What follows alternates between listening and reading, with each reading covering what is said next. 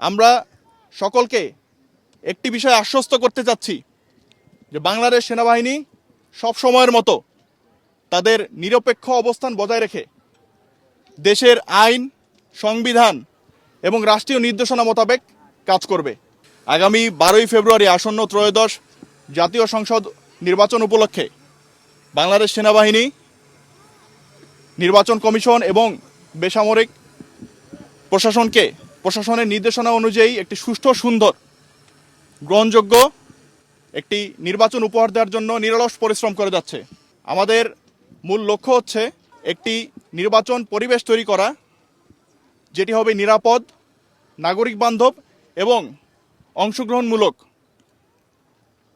যাতে জনগণ নির্দ্বিধায়, নিঃসংকোচে, কোনো প্রভাবমুক্তভাবে তারা তাদের সাংবিধানিক নাগরিক অধিকার প্রয়োগ করতে পারে। বেসিক্যালি এরই লক্ষ্যে বেশ কিছুদিন ধরে বাংলাদেশ সেনাবাহিনীর সাথে বিজিবি, র্যাব, পুলিশ সহ অন্যান্য বিভিন্ন আইনশৃঙ্খলা বাহিনীর সমন্বয়ে আমরা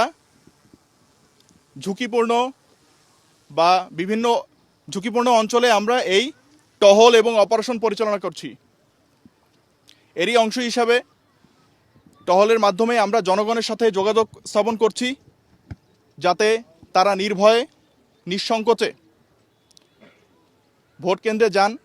সাথে তাদের নিরাপত্তার ব্যাপারে আমরা আশ্বস্ত করছি। এছাড়াও তাদের যে স্বতঃস্ফূর্ত অংশগ্রহণকে আমরা উৎসাহিত করছি।